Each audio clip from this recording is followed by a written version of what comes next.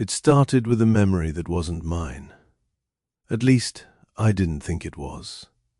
But I can see it now, clear as anything I've ever lived. He woke to the sound of footsteps in the hallway, slow, deliberate, not rushed, not searching, just certain. Each step landed with a kind of weight that knows where it's going. He reached for his phone.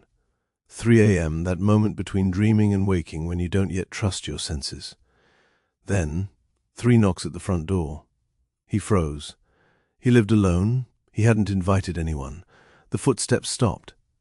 He waited, counting seconds by the pulse in his neck. Then came another knock, softer this time, almost polite, patient. He got up. His floorboards complained quietly beneath him.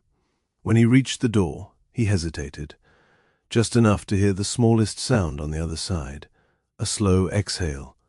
He looked through the peephole. No one there. Only darkness pressing back. He thought about turning on the porch light, but something in him said not to. So he waited again. That's when he realized the knocking wasn't at the door anymore. It was inside the house. And just like that, the memory ends. I don't know why I can see it, but I do. And I can feel what he felt. Every sound, every breath, every inch of fear, like it happened to me. The next memory came to me in flashes. Cold rain, headlights, the hum of tires on wet asphalt. It wasn't mine either. But when I close my eyes, I can feel the vibration of the steering wheel, the ache in her fingers from gripping it too tight. She was driving home after a late shift. The road ahead stretched endlessly, the kind of empty that makes you start counting the lines just to stay awake. Her eyes were heavy. The world outside blurred between raindrops. Then her phone buzzed. A motion alert from her dashcam. She frowned. It only triggered when something moved inside the car. Her pulse quickened. She glanced at the rearview mirror. Nothing there.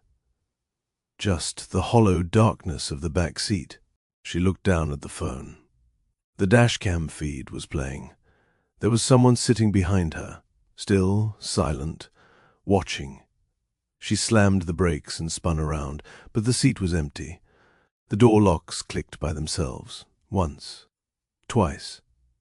Then silence. Her phone slipped from her hand and landed face up on the passenger seat. The feed kept rolling. The figure was there again. Only now it was leaning forward, closer to the lens, like it wanted her to see. The recording ends there. But in my head, I can still hear her breathing. Short, shallow, the kind of breathing that means you already know it's too late. And just like before, I wake up with someone else's heartbeat in my chest. Third memory came with sound before vision. A low hum. Static. Then a whisper that didn't belong to me. I was in a basement, my basement. Old concrete, damp air, a faint smell of rust and time. I found a box of tapes from years ago, unlabeled except for one that simply said 3 a.m. I pressed play. The tape hissed. Then came my voice. I can't see them anymore. I froze. I didn't remember ever recording that. I played it again. My voice trembled, repeating the same phrase, followed by 3 soft knocks in the background. I stopped the tape, but from upstairs came 3 real knocks, perfectly timed. I stared at the ceiling, waiting. Silence. Then the tape started playing again by itself. Only this time, it wasn't my voice that spoke. It was our old friend who passed away in high school. I don't remember what it said, but the sound of it still crawls under my skin. When I found his notebook, I thought it might explain everything. Instead, it made it worse. His parents gave it to me after the accident. They said he'd been keeping notes about us, about that night. Inside were steps, 4 of them. Our names were written beside the first 3. Each one matched something we'd done, years ago, at 3 a.m. I remember the dares now. We thought it was a game. Step 1, Step 2, Step 3. The fourth one was blank, except for a single word written in small, tight letters, interlinking. I don't know what it means, but ever since I opened that notebook, the memories haven't stopped. They just keep bleeding into me. I thought reading the notebook would give me answers, but all it gave me was noise. The kind that doesn't come from outside, but from behind your eyes, where thoughts should be your own. I tried to call them. No one picked up. But I didn't need to hear their voices to know they were awake. The air in my room shifted, the way it does before a storm. I could feel something move through it. Not wind, but pressure, heavy and alive. When I closed my eyes, it wasn't sleep that came. It was them. The road. The knocking. The tape. All layered on top of each other like bad reception. 3 lives. 1 signal. The memories aren't memories anymore. They're instructions. They're teaching me something. Showing me what comes next. The fourth step wasn't blank after all. It was waiting. And as I felt it press into my thoughts, I realized something else. The steps weren't meant to summon anything. They were meant to build it. And it's still being built. Through us. I haven't slept since the memories started blending. Every time I close my eyes, I see through their lives. Moments that aren't mine. Thoughts that don't belong to me. It's like we're dreaming the same dream. But no one's awake to stop it. I thought I could fight it. I tried everything. Cold showers, staying awake, scratching words into the wall to prove I was still in control. But when I looked at what I wrote, the handwriting wasn't mine. Sometimes I hear their voices, not whispering, just talking.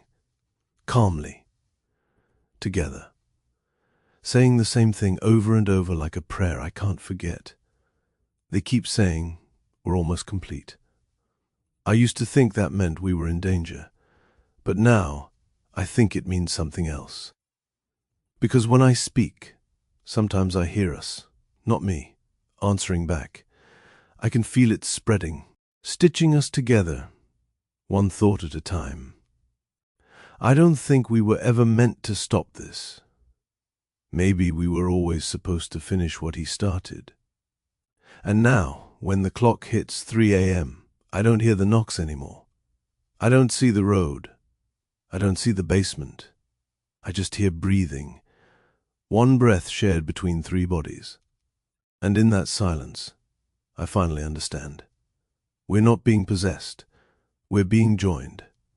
Step 4 is almost complete. They said the quiet would come after the memories stopped, but it never really stopped. It just changed. I can still see through my own eyes, but the world looks different, like a reflection that's not waiting for me to move first. I hear them breathing through me. Every step I take feels rehearsed, like someone already walked this path and left their movements behind for me to follow. The others feel the same. I can sense them, not voices now, but pressure, a pulse under the skin. 3 heartbeats, moving together. At 3 a.m. we all wake up. We don't speak. We don't fight. We just go, sometimes to a house, sometimes to a street, sometimes to someone who looks at us like they've seen this before. They always realize too late.